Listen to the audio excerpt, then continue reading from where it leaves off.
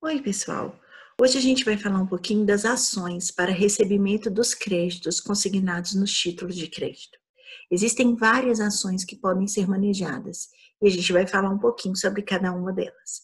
A gente vai começar nosso estudo sobre a letra de câmbio e a nota promissória e, posteriormente, nós falaremos um pouquinho dos outros títulos de crédito. Então, o que a gente tem que saber? Em primeiro lugar, existem 4 ações básicas que podem ser ajuizadas para o recebimento de um título de crédito. A primeira e a mais importante é a ação de execução. A gente sabe que os títulos de crédito são títulos executivos extrajudiciais, ou seja, possuem força executiva, são títulos, consistem, representam obrigações líquidas, certas e exigíveis, e por isso podem ser cobradas através do processo mais célere que a gente possui, que é a execução.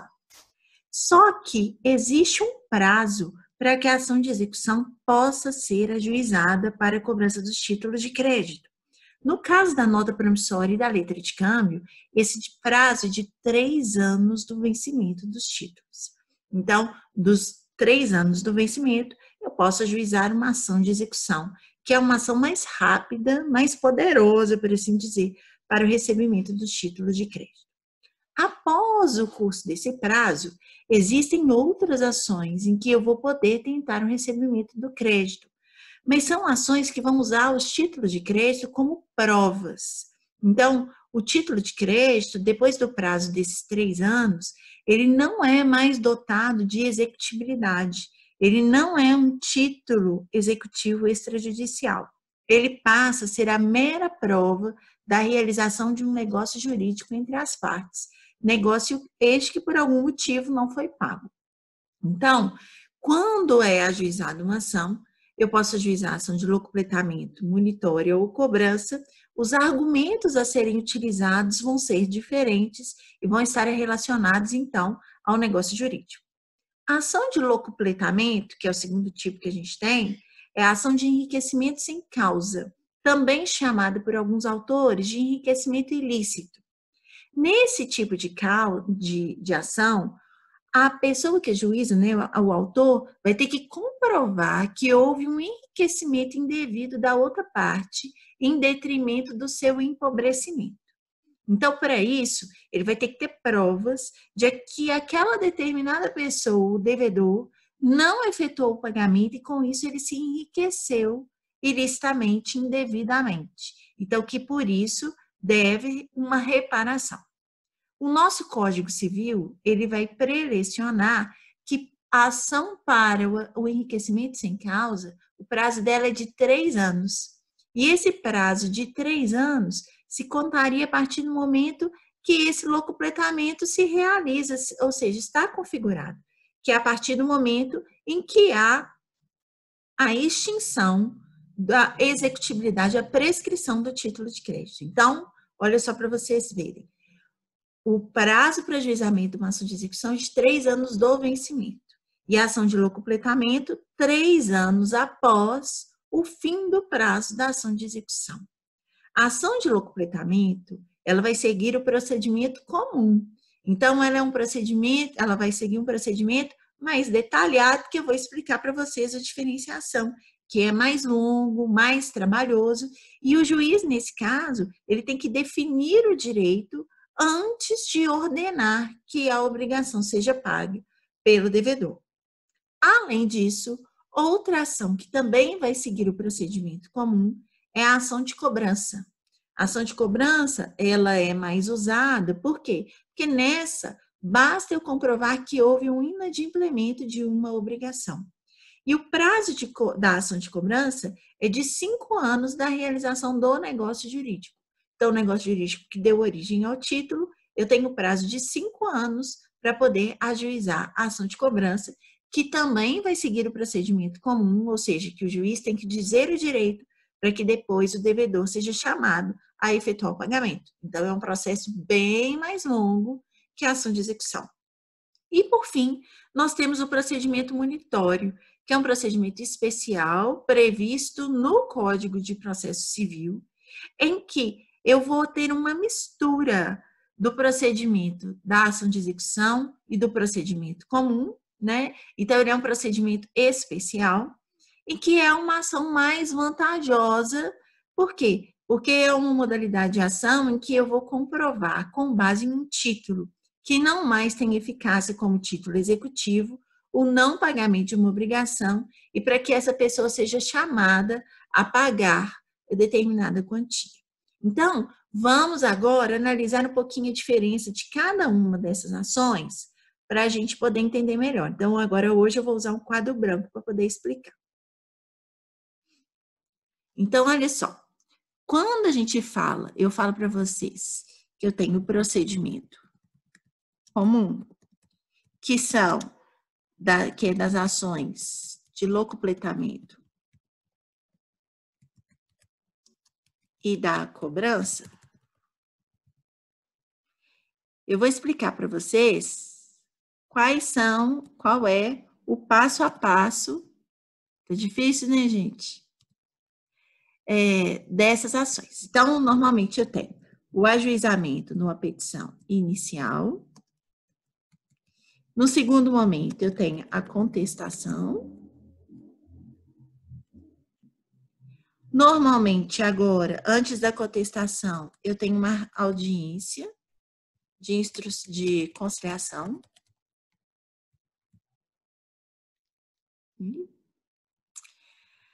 Então, normalmente é antes, né? E aí o prazo para contestação vai contar, normalmente, dessa audiência, é o procedimento mais novo hoje. Eu tenho a impugnação, a contestação. Depois eu tenho a fase de especificação de provas.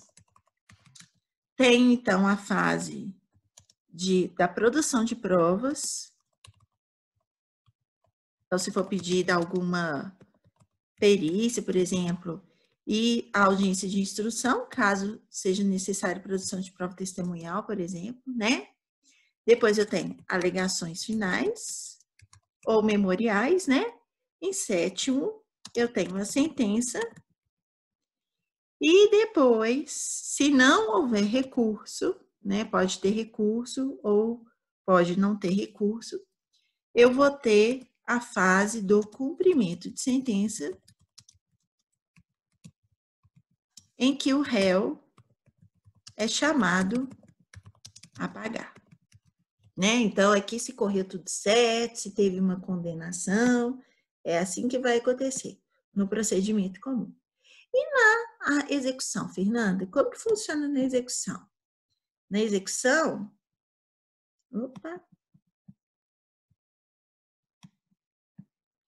na ação de execução, eu tenho um procedimento bem mais rápido. Então, é ajuizada a ação inicial, o juiz vai ordenar a citação do executado para pagar em 3 dias. Se não pagar, ele vai ser intimado para oferecer bens à penhora em igual prazo. Ou seja, já é ajuizada a ação e ele já é intimado para pagar, intimado para oferecer bens à penhora. Era para vocês verem. O réu já é chamado a pagar de cara. E agora, a gente tem o terceiro tipo, né, que é, então, a monitória, que eu falei com vocês que é uma mistura da ação de execução. Vou colocar aqui. Então, eu tenho aqui, ó, a ação monitória. Como que ela vai funcionar? Eu tenho aqui a inicial, a outra parte é citada para pagar ou oferecer embargos. Então, aqui, eu vou ter 2 caminhos. O primeiro, vou colocar aqui a pessoa paga, e aí, nesse caso, extingue o processo.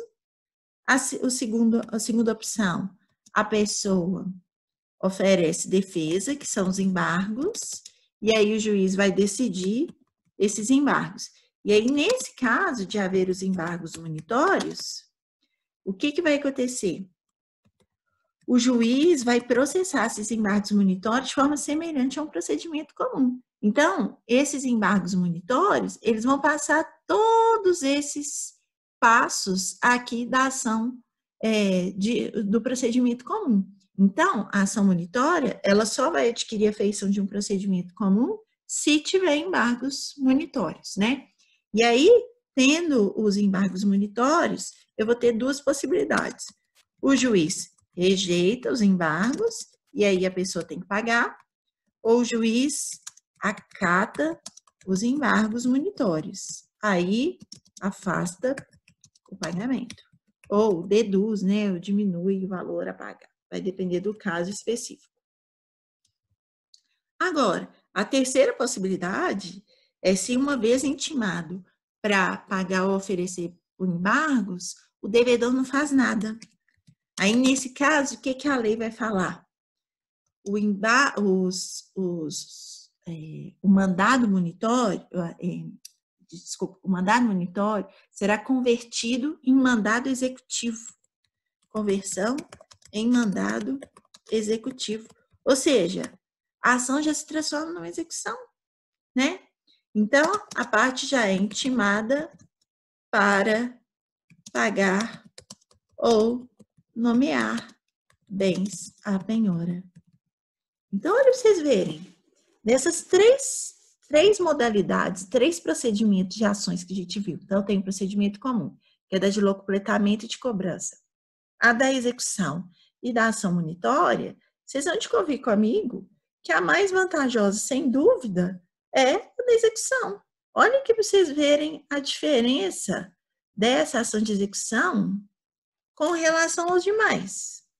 Eu tenho aqui essas fases aqui, ó, muito mais tranquilo do que, no caso, a monitória, a cobrança e a de locupletamento.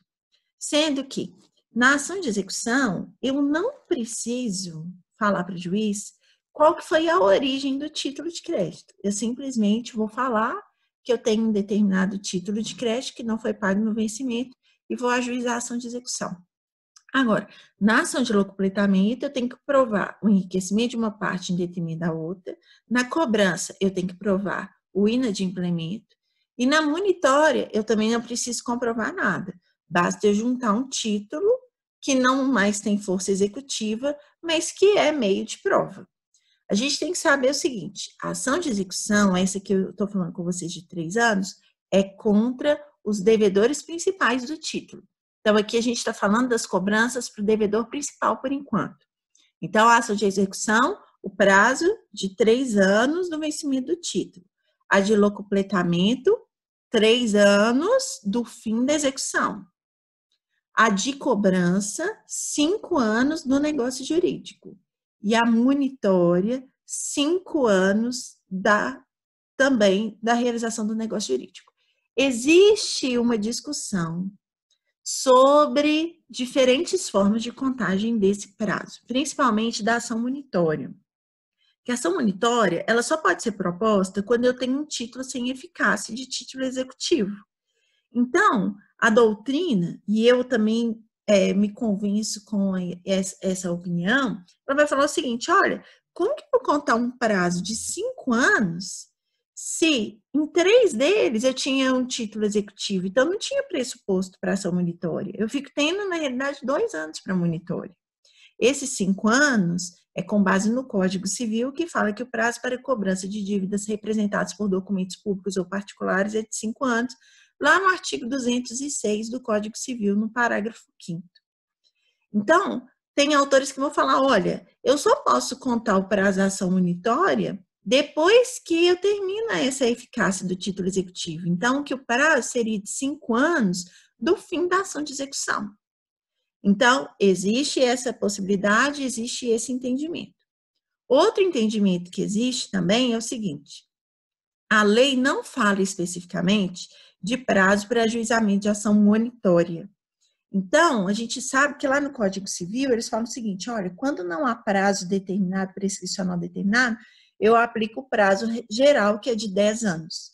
Então, tem autores que defendem que o prazo para ajuizamento de ação monitória é de 10 anos e não de 5 anos, mas é uma doutrina minoritária, tá? Então, eu vou ensinar para vocês com base na doutrina majoritária, que é aquela que vai falar, então, ação monitória, 5 anos do negócio jurídico, ação de cobrança, 5 anos do negócio jurídico, locupletamento, 3 anos do fim da execução e execução, 3 anos do vencimento do título. Então, essa é a primeira parte. Eu vou voltar com um quadrinho para vocês elaborarem isso aqui que eu estou colocando para vocês e também com alguns exercícios para a gente fixar essas informações, tá bom? Esperem só um pouquinho. Pessoal, então vamos continuar aqui, né, nosso estudo. Então, eu fiz aqui para vocês uma tabelinha com as principais ações e os prazos para ficar mais fácil de vocês visualizarem. Então, olha só, a ação de execução, o prazo na letra de câmbio, 3 anos a contar do vencimento, de acordo com a LUG. Da mesma forma, a nota promissória, 3 anos a contar do vencimento. A ação de locupletamento, 3 anos, de acordo com o Código Civil, a contar do prazo da execução, nos dois. Sempre a gente vai lembrar, nota promissória e letra de câmbio são irmãs, são iguais nesse ponto, né? E a ação de cobrança ou a ação monitória, eu coloquei para vocês o entendimento de 5 ou 10 anos a contar do negócio jurídico, prevalecendo na jurisprudência o entendimento de que é 5 anos. Com relação, então, para a gente poder treinar um pouquinho o cálculo de acordo com o que eu expliquei para vocês, eu coloquei aqui uma proposta de 2 exercícios.